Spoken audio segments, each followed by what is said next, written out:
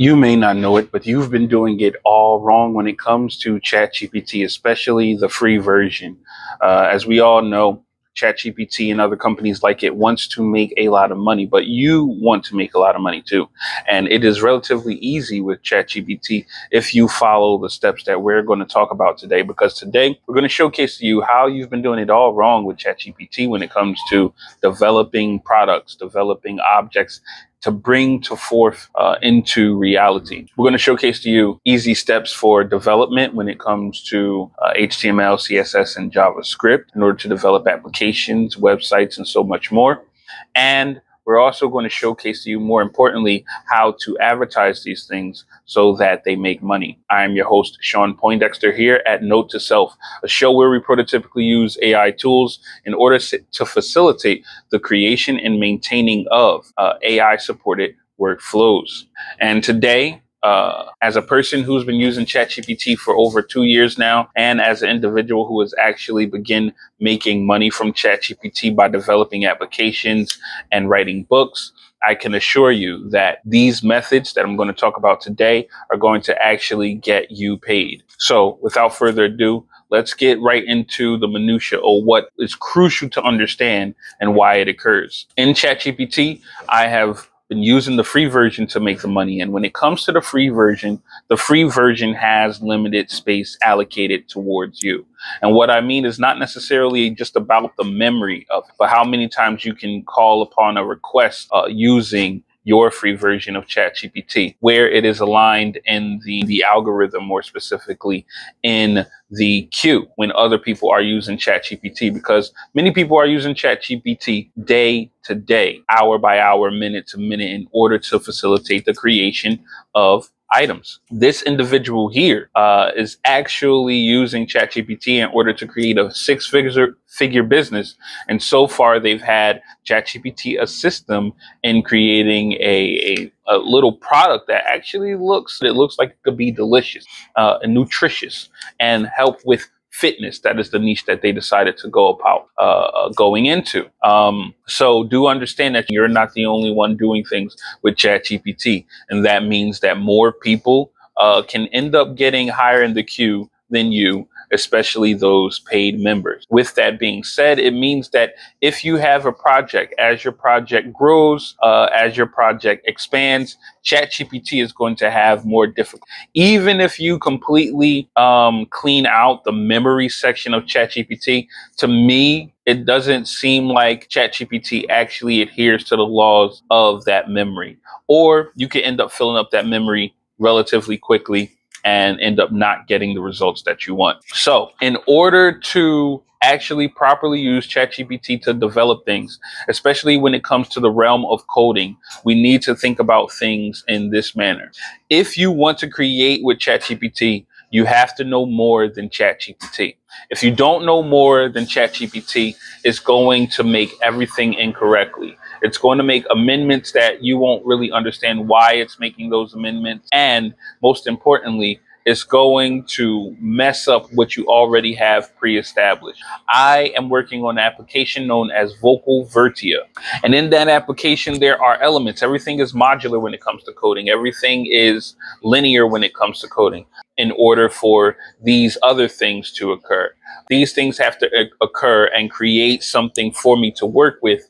And then from what I have to work with, we then take and go further or dive further into the code or into what is supposed to happen. And so with this being said, one part manipulates the whole. And when ChatGPT goes to manipulate the whole, it's changing everything. And since it's changing everything, some things may be added that don't necessarily work for you. Not only that, but if you have ChatGPT do everything, then it's going to mess up and you're not going to know where it messes up. So what Vocal Vertia does is it's supposed to take an audio file.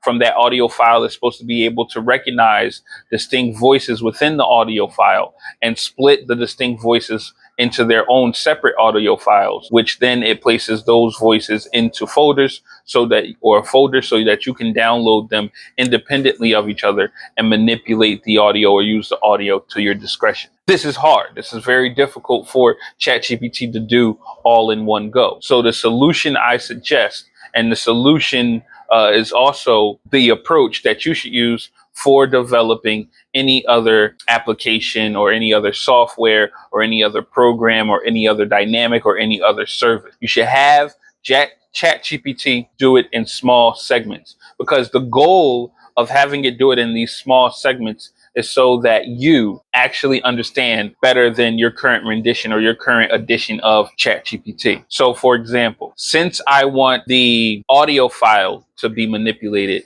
and created into a waveform, that is the first project that I should be working on when it comes to ChatGPT.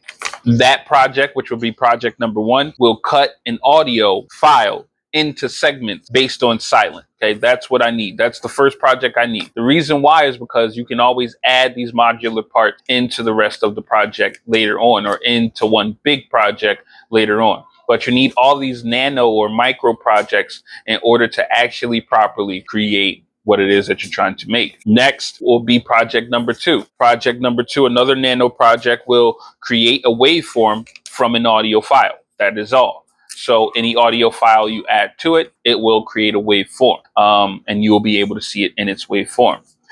Project 3 will be creating a spectrogram from a waveform, or creating a spectrogram from an audio file. The spectrogram is going to have to be analyzed or used so that we can create some data for the audio file to use, or for the project or the application to use, in order to properly create what it is that I need. Hold on.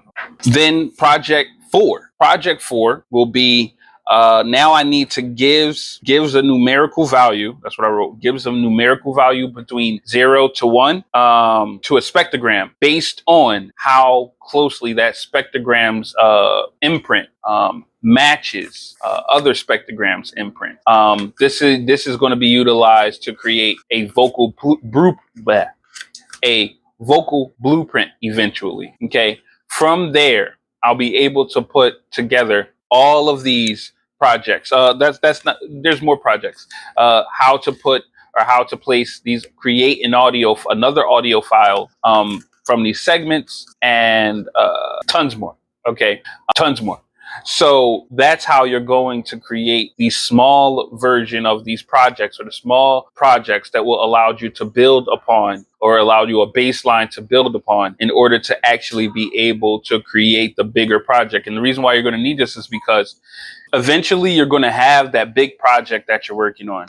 And eventually you're going to want to each of these little elements. Well, adding each of these little elements, you're going to have to know more than ChatGPT. And that way you can spot the mess up. You can spot the difference. You can, or better yet, instead of having ChatGPT write everything, you can now take and create one project as an amalgamation of these projects and properly place the code where you want.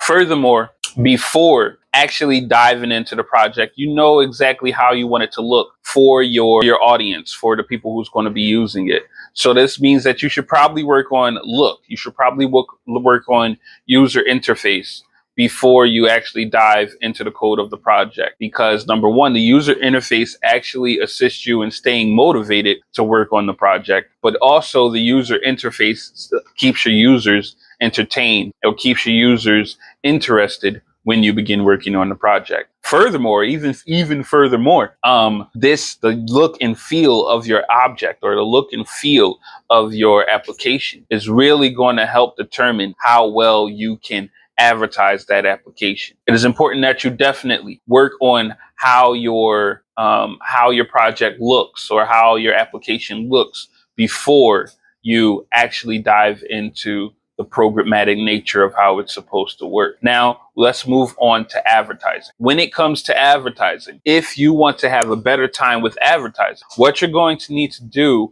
in all of your advertising is you're going to have to create a wait list, because the wait list determines if people even want this. In fact, before you even make the project, you should probably create a wait list advertisement. So advertising wait list. And what do I mean by that? Well, on the wait list, there's going to be elements that you add pictures that you use, videos that you use, testimonials that you use, characters that you use that are going to advertise just exactly what this thing is that you're creating. For Vocal Verdia, here are a few of what the advertisements look like, or here are a few of what the wait lists look like. As you could see, there are elements in Vocal Verdia that attempt to assist you in understanding how Vocal Verdia works, from the words that are written and the process that has been gone through, as well as a few videos. These videos were assisted in creation by a special AI. If you guys want to know just exactly how those videos were created, you have to let me know in the comment section below, and I will quickly provide you with the link and tool and a little guide to allow you to understand just exactly how that AI technology works that has helped me create these video advertisements. But all in all, we've created the wait list so that you can sign up for Vocal Verdia today. But as I stated to you guys, ChatGPT is the one that assisted me in making Vocal Verdia works. Vocal Verdia work. Nonetheless, you have to advertise. And the way that you're going to advertise is you're going to put this on all your social medias. You're going to, I got to work on this.